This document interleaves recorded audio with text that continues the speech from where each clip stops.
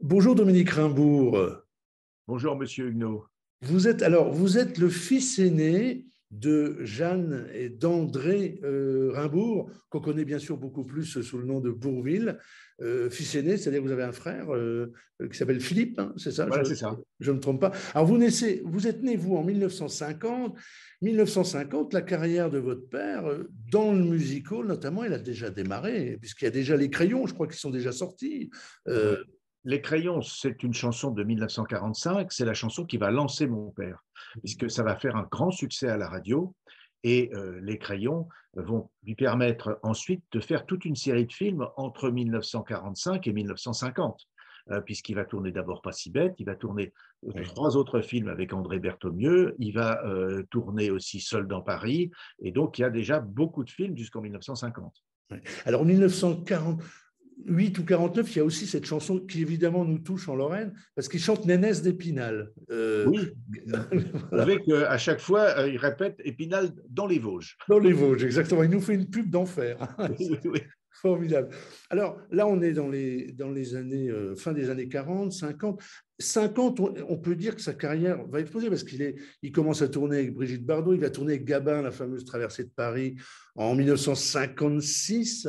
Euh, comment on, comment on vit avec un père? Vous êtes gamin, puis vous allez devenir ado. Comment on vit avec un père qui a un tel succès?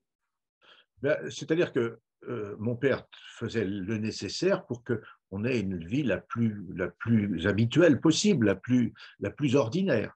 Alors, pour le restant, évidemment, il faut après, quand, jeune, c'est parfois, enfin, à l'adolescence, à l'entrée dans l'âge adulte, c'est parfois un peu difficile parce qu'on a le sentiment que il va falloir se faire un prénom, que c'est une urgence et qu'on a besoin d'exister par soi-même. Et puis après, il y a une fois qu'on a pris pied dans l'existence, qu'on a commencé une carrière professionnelle, personnelle, ça, c'est plutôt à ce moment-là un atout. Autant au départ, c'est plutôt difficile, ensuite c'est un atout.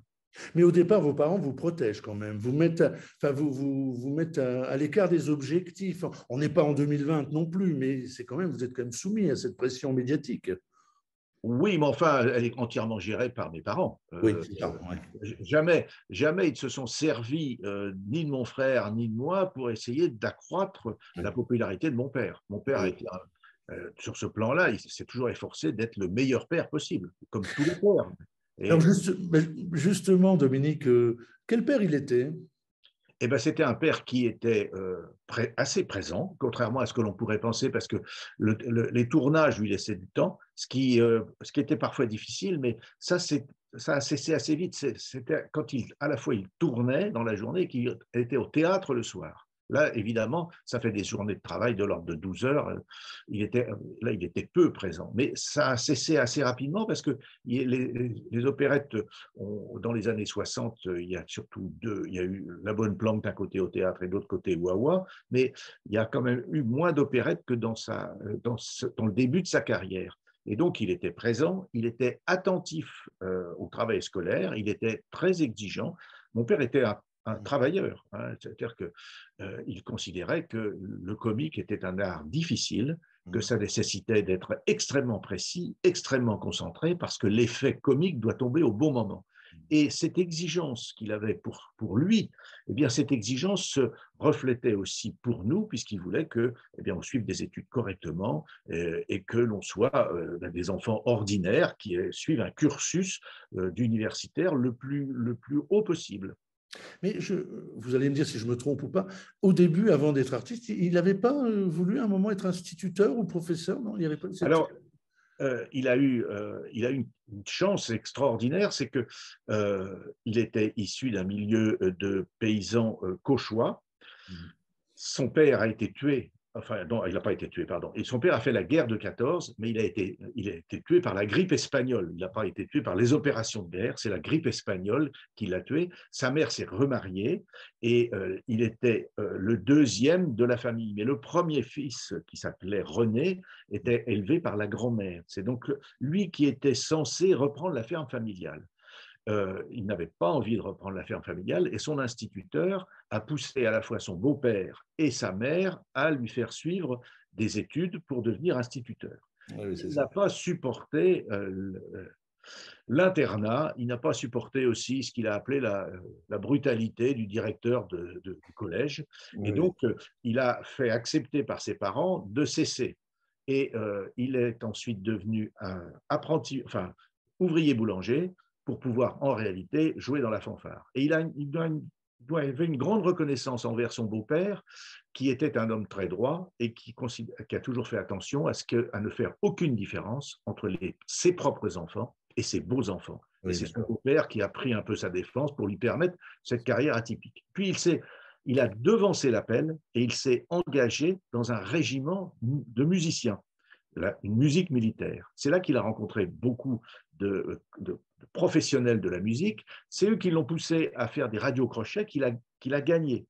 Et lorsque la débâcle est intervenue, son régiment a été repoussé, s'est replié dans les Pyrénées, c'était un repli d'importance, Oui. et il a rencontré là un accordéoniste qui était de métier imprimeur, mais qui voulait faire de la musique, Étienne Lorrain, et tous les deux ont commencé à écrire des chansons. Et Étienne Lorrain va l'accompagner tout au long de sa carrière. C'est un professionnel, mais c'est aussi un ami. C'était un grand ami de mes parents. Et Étienne va composer les musiques et mon père va écrire les paroles. C'est le début. Les Crayons, c'est une œuvre Et ça, il est... composée et écrite par les deux hommes. Dans ce cercle de stars, le mot n'est pas terrible, mais de stars, d'artistes, votre papa est aussi très ami avec Brassens, je crois.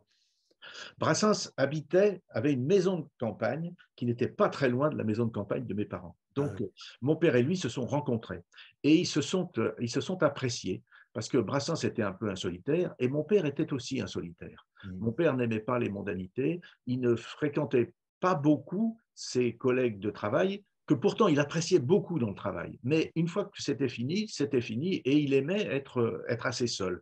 Et ce goût pour la solitude a rapproché les deux hommes. Alors, je ne sais pas si vous serez d'accord avec moi, il est vraiment dans le top 10 des comédiens adulés par les Français, mais alors moi, alors les Gabin, les Fernandel, Deneuve, Depardieu, etc., mais moi, je l'associe souvent à Jean-Paul Belmondo parce que je pense qu'en plus les Français, enfin Bourvil et Belmondo inspiraient une vraie tendresse. Il y a une relation très particulière entre les Français et ces deux comédiens-là. Je ne sais pas ce que vous en pensez. Oui, habituellement, on l'associe toujours à Louis de Funès, qui a été un Oui, partenaire formidable, parce que c'est vrai. c'était la réplique parfaite, parce que C'est mon vrai. père incarne dans tous ses films un message qui est le suivant: quel que soit son niveau d'éducation, quel que soit son rang social, dès l'instant où on se comporte correctement, on est l'égal de tous les grands. Et c'est le message du Cornio, de la Grande Vadrouille et de Funès, comme il est un puissant et qu'il l'incarne formidablement bien et qu'il en fait un être ridicule, il Oui. permet évidemment à son partenaire de se hisser facilement à son niveau.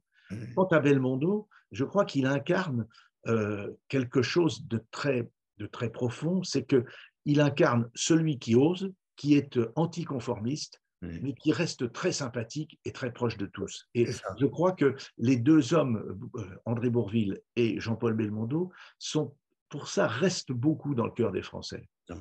Vous savez, Dominique, en Lorraine et notamment dans les Vosges, il y a encore plein de gens qui vous parlent du tournage des Grandes Gueules en 1965. La première remarque qui vient en parlant de Bourvil, c'est il était extrêmement gentil, très accessible. Enfin, vous voyez, c'est vraiment ce qui demeure dans l'esprit des gens, la gentillesse. Alors, mon père a eu une chance extraordinaire, et pour parler un peu vulgairement, il n'a jamais pris le melon. Oui, c'est ça. Il était content de faire son travail, il trouvait ça formidable, il faisait tout ce qu'il pouvait pour le faire le mieux, pour progresser, mais en même temps, il considérait que il a eu beaucoup de chance et que il n'avait pas plus de mérite qu'un autre et qu'en conséquence, il était accessible à tout le monde et qu'il se devait aussi de se comporter aimablement avec tout le monde, même si parfois le fait qu'on l'assaille pour avoir des autographes, Ouais. ça le lassait un peu, mais pour autant, il considérait que ça faisait partie de son travail aussi, de rester accessible et humble. Et puis, dans les Vosges, évidemment, il y a les circonstances particulières du tournage, voulu par Robert Enrico, puisque Oui, ce que vous savez sans doute mieux que moi, c'est que, par exemple, le tournage de la fête foraine, il a eu lieu dans le village de Vagney avec la fête foraine existante. Et d'après ce que les comptes rendus que j'en ai lus, il y avait plein de monde. On parle de 10 000 personnes qui seraient oui, venues, et il y avait des moments où il a fallu demander aux gendarmes d'essayer de repousser un peu les spectateurs pour que le tournage puisse avoir lieu. Et donc, et l'avant-première, et ça c'est aussi la volonté de Robert Enrico, l'avant-première a été projetée à Gérardmer. oui, c'est ça. Et donc, il y a là un lien entre le territoire et film qui est un lien très fort. Et alors, je sais aussi que à la Bresse, il y a une piste de ski qui s'appelle toujours Bourville. Oui, mais vous savez qu'il y a un bar qui s'appelle Les Grandes Gueules à Vanier. Il y a une fresque immense sur un mur où Bourvil est avec Lino Ventura à Vanier. Enfin, vraiment, il y a quelque chose de très fort qui s'est passé entre Bourvil et les Vosgiens, hein, vraiment.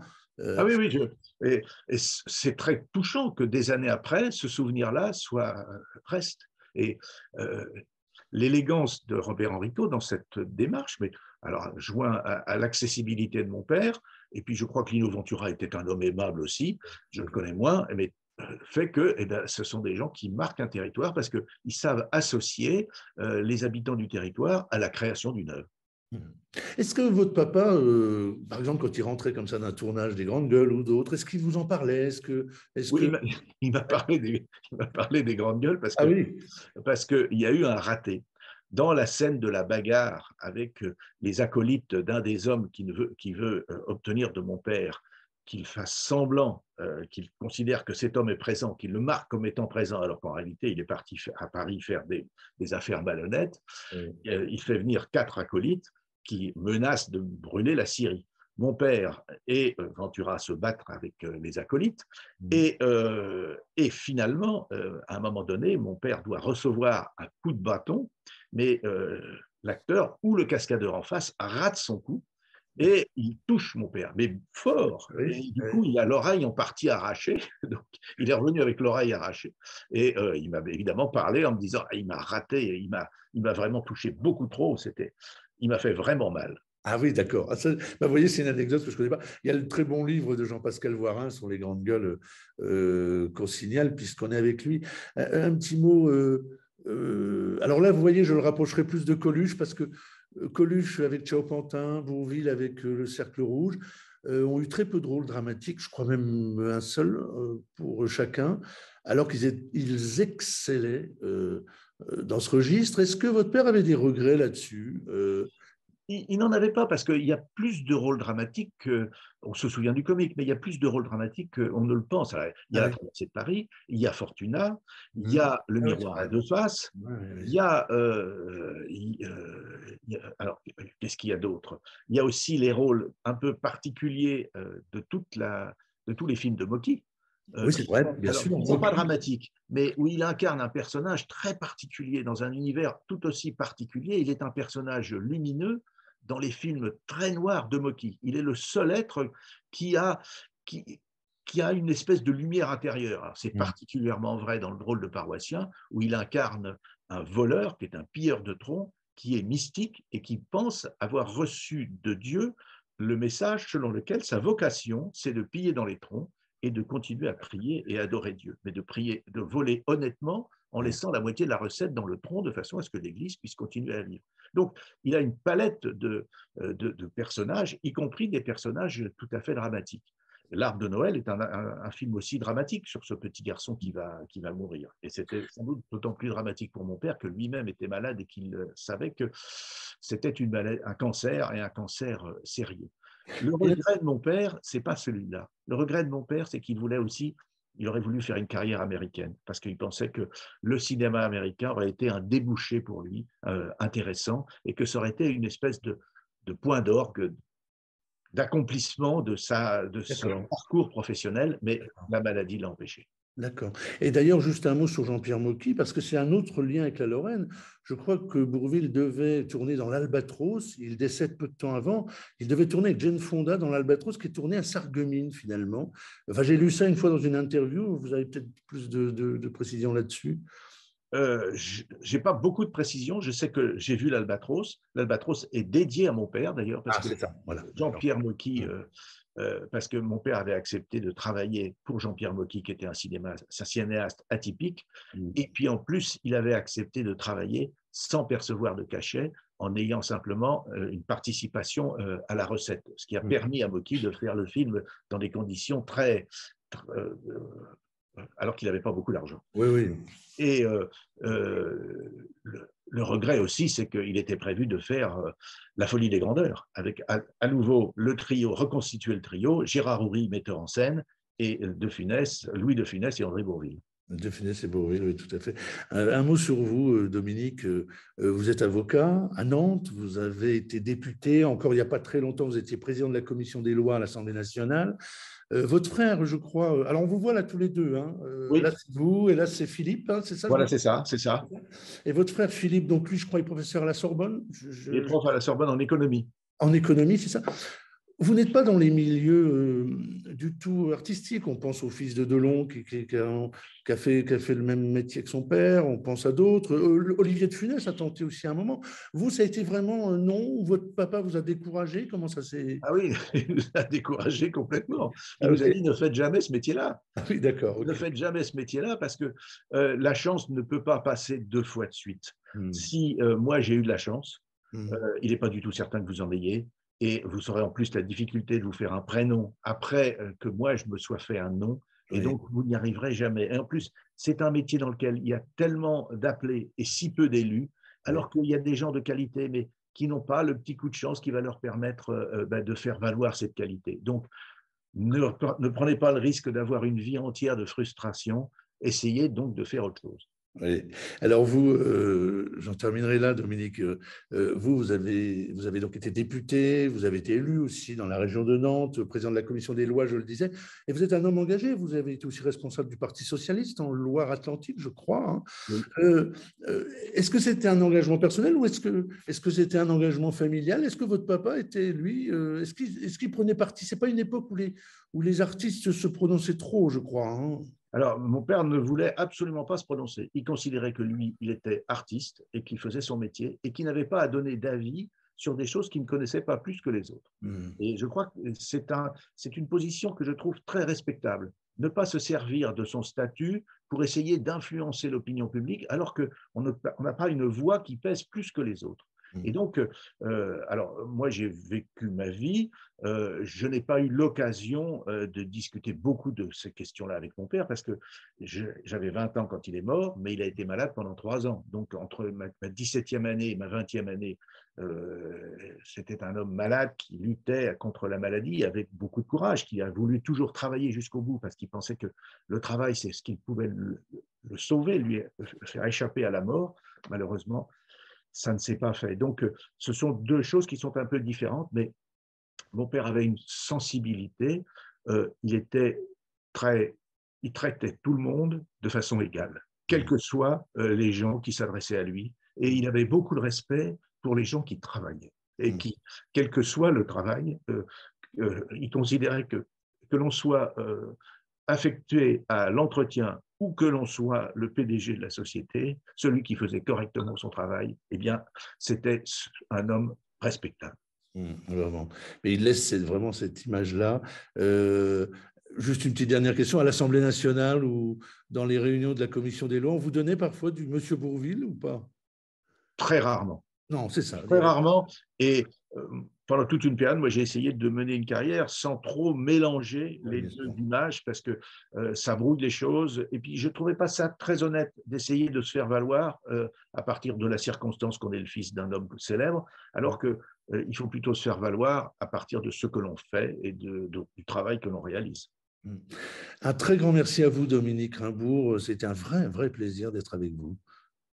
Merci à vous. C'était aussi un interview très agréable. À bientôt. À bientôt.